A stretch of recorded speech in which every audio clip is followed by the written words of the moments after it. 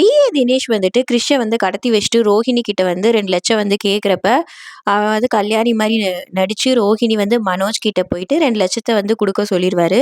மனோஜும் சரின்னு சொல்லிட்டு 2,00,000 எடுத்துட்டு தினேஷ் இருக்கிற இடத்துக்கு வந்து போகுறப்ப வந்து பார்த்தீங்கன்னா, முத்து வந்து பின்னாடி ஃபாலோ பண்ணிட்டே வந்து போவாங்க. ஃபாலோ பண்ணிட்டே போறப்ப என்ன ஒரு பெரிய உண்மைய வந்து கண்டுபிடிச்சுருவாரு.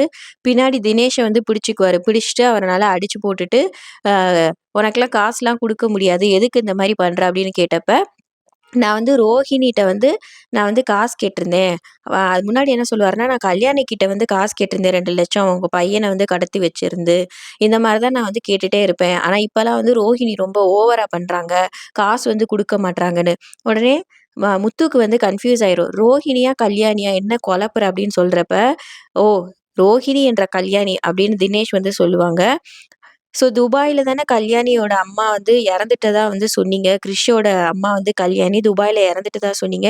இப்ப என்ன ரோஹிணிய போய் கிறிஷோட அம்மான்னு சொல்ற அப்டின்னா, ஆமா நானும் ரோஹிணியும் வந்து ஒரு டீல் வந்து போட்டுருக்கோம். என்னோட உங்க அண்ணனோட ஒய்ஃபு ரோஹிணி, அதாவது கல்யாணி, அவ தான் வந்து கிறிஷோட அம்மா அப்டின்னு சொல்லிட்டு தினேஷ் வந்து உண்மைய போட்டு உடைச்சுருவான். இத கேட்டு வந்து முத்து வந்து செம ஷாக் ஆயிட்டு கிரிஷ் கிட்ட போய் கேட்பான். "என்னது இது உண்மையா? ஒழுங்கா உண்மைய சொல்லிர்றா" அப்படின்னு சொல்றப்ப, "இல்ல அம்மா திட்டுவாங்க" அப்படின்னுவான். "உண்மைய நீ சொல்லப் போறியா இல்லையான்னு?" கேட்கிறப்ப முத்துக்கிட்ட வந்து கிரிஷ் வந்து எல்லா உண்மையும் சொல்லிருவான். "ஆமா ரோஹிணி தான் என்னோட அம்மா. அம்மா தான் அப்படி பொய் சொல்ல சொன்னாங்க. அதனால தான் பாட்டி வந்து இப்படி வந்து விட்டாங்க" அப்படின்னு சொல்லிருவான். ஸோ வந்து தி து ரோஹிணிக்கு வந்து ஆல்ரெடி வந்து கல்யாணம் ஆகி அவங்க புருஷன் வந்து குடிச்சு குடிச்சு இறந்ததுனால, மனோஜ வந்து கல்யாணம் வந்து பண்ணியிருப்பா ரோஹிணி. அந்த உண்மைய வந்து இன்னைக்கு எல்லாரும் முன்னாடி வந்து உடைச்சுட்டாங்க. இது வந்து தெரிஞ்சதுக்கப்புறம் தினேஷ அடிச்சு போட்டு கிளம்பிருவாங்க. கிளம்பிட்டு வீட்டுக்கு வந்து சரி கோவத்துல வந்து முத்து வந்து போவாங்க. அப்ப ரோஹிணி ரொம்ப பயந்துகிட்டே இருப்பாங்க. ஒருவேளை உண்மைய கண்டுபிடிச்சுருவாங்களோ, அதே மாரி கண்டுபிடிச்சுட்டு முத்து என்ன பண்ணுவான்னா, ரோஹிணிய போய் பலார்ன்னு ஒரு அடி வந்து அடிச்சிருவான். உடனே விஜயா எல்லாருமே கேட்பாங்க, "எதுக்குடா என் மருமகள அடிக்கிற?" அப்படின்னு சொல்லிட்டு அண்ணாமலை எல்லாம் ஓடி வந்து கேட்பாங்க, "எதுக்கு கை நீட்டி அடிக்கிற?" அப்படின்ட்டு.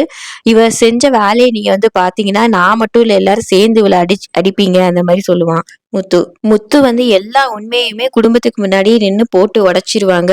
ரோஹிணி வந்து 2வது ஒய்ஃபு மனோஜ்க்கு. இவளுக்கு ஆல்ரெடி கல்யாணம் ஆயி துபாய்லலாம் வந்து யாருமே கிடையாது. ரோஹிணியோட பையன் தான் வந்து கிறிஷு. இவளுக்கு வந்து ஆல்ரெடி கல்யாணம் ஆகி அவன் புருஷன் வந்து குடிச்சு குடிச்சு இறந்துட்டு மனோஜ வந்து கல்யாணம் பண்ணியிருக்கா. அப்படின்னனும் விஜயா வந்து இது உண்மையா உண்மையான்னு வந்து கேட்குறப்ப டக்குன்னு ரோஹிணி விஜயா கால்ல வந்து விழுந்துருவாங்க. "என்ன மன்னிச்சிருங்க. என்னோட சூழ்நிலை அப்படி.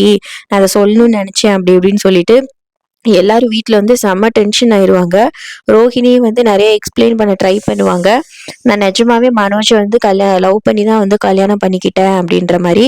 இந்த விஷயம் ஆல்ரெடி நான் தெரியும். நான் மீனாக்கு சொன்னேன் அப்படின்னேன்னா, எல்லாரும் மீனா பக்கம் திரும்பிருவாங்க. முத்துவும் வந்துட்டு, "என்ன மீனாக்கு தெரியுமா?" அப்படின்னு சொல்லிட்டு மீனா பக்கம் வந்து போவான். உனக்கு நிஜமாவே தெரியுமா மீனா?" அப்படின்னு வந்து கேட்பான். இப்ப மீனா வந்து திரு திருன்னு முழிச்சிட்டு இருப்பாங்க.